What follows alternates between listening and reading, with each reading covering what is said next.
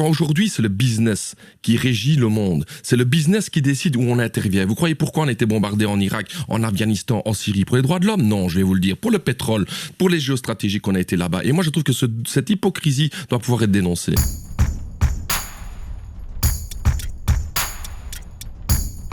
Raoul Edebo, Joe Biden qui appelle l'OTAN à serrer les rangs face à la Chine et à la Russie.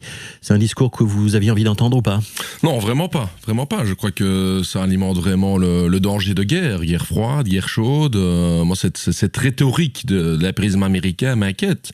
Et j'espère que l'Union européenne et la Belgique ne vont pas suivre dans cette rhétorique parce qu'elle va faire du bien ni aux travailleurs du monde, certainement pas aux travailleurs de la Belgique. Rhétorique de guerre, vous n'exagérez pas un peu? Il suffit d'écouter un peu ce que Joe Biden dit. On parle de rival systémique, on parle de camp opposé. Moi, j'en ai un peu marre que les États-Unis d'Amérique continuent à donner des leçons de démocratie dans le monde. Les États-Unis d'Amérique, c'est 800 bases militaires dans le monde. La Chine, c'est une base militaire. Ouais. Qui est un danger pour la guerre aujourd'hui dans le monde? C'est ça la question qu'il faut se poser. Moi, je crois que les États-Unis d'Amérique, quand on voit les interventions qu'ils ont fait en Irak, en Afghanistan, en Syrie, ils ont sur leur conscience, et je ne parle pas des travailleurs américains, je parle bien de l'establishment américain, la mort de 1,5 million d'Irakiens.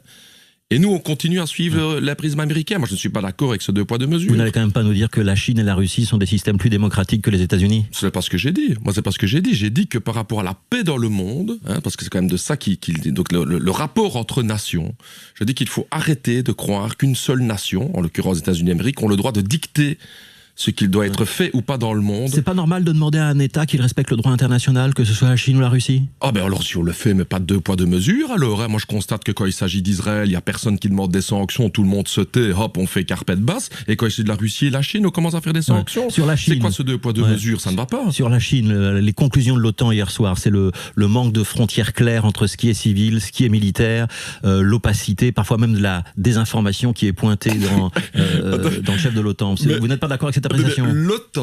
L'OTAN qui va faire des leçons d'opacité en matière de budget militaire. Mais vous rigolez ou quoi? Je veux dire, l'OTAN nous a demandé d'investir 2% de notre PIB. Les chiffres sont connus chez nous. Dans les F-35. Pas forcément en Chine. Attendez, le F-35, vous trouvez que ça a été transparent, cet achat de 35 les avions qui vont remplacer les etc. F-16, C'est pas du tout transparent ici en Belgique. Donc de ce côté-là, attendez que les droits de l'homme, Raoul Edebo, c'est pas important pour vous? C'est très important. Vous savez qu'on a un parti qui combat pour ça, tous les droits de l'homme. En Chine, ils sont respectés. En Russie aussi. Mais j'ai jamais dit que c'était respecté. Je constate juste que les Chinois ont sorti 800 millions d'habitants de la pauvreté. C'est une réalité que l'ONU souligne. Le Vietnam et la Chine sont les 2 pays qui ont sorti le plus de monde de la pauvreté ces dernières années. Mais c'est pas à moi de dire ici aujourd'hui que la Chine est un exemple aux droits de l'homme. J'ai jamais dit ça. Mais j'ai pas besoin. Pourtant, quand on veut les condamner sur les Ouïghours, le PTB ne vote pas avec les autres. Mais parce que, d'une part, on désapprouve clairement l'approche avec les Ouïghours. Vous savez, les Chinois ont 20 000 combattants étrangers djihadistes à gérer qui reviennent sur leur territoire. La Belgique a dû en gérer 500. Donc je crois que la situation n'est pas simple en Chine. Mais je désapprouve vraiment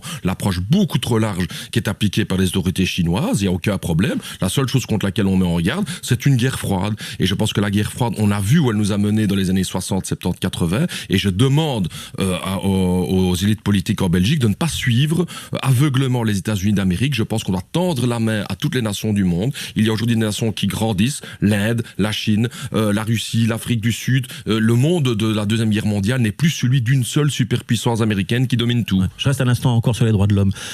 Sergueï Navalny, opposant russe en prison. Roman Protasevich, ce journaliste arrêté par les Biélorusses après un détournement d'avion. Est-ce que le PTB demande leur libération? Oui, bien sûr. Hein. Oui? Bien sûr, oui, bien sûr. Voilà, ça me paraît clair. Vous l'avez fait publiquement? Bien sûr, mais bien sûr, on a toujours dit que nous qu'on condamnait ce type de mesures-là. Moi, ça me paraît clair. Mais, à nouveau, pourquoi ne le faire qu'avec la Biélorussie et la Russie, et pas avec la Chine, pas avec l'Arabie Saoudite? L'Arabie Saoudite a rasé un pays comme le Yémen. Vous entendez aujourd'hui les puissances occidentales dire quelque chose? Rien du tout. Ce 2 poids 2 mesures, ça ne va pas. Et ça montre bien qu'on instrumentalise les droits de l'homme. Je veux dire, quand aujourd'hui c'est le business qui régit le monde, c'est le business qui décide où on intervient. Vous croyez pourquoi on a été bombardé en Irak, en Afghanistan, en Syrie? Pour les droits de l'homme? Non, je vais vous le dire. Pour le pétrole, pour les géostratégies qu'on a été là-bas. Et moi je trouve que cette hypocrisie doit pouvoir être dénoncée.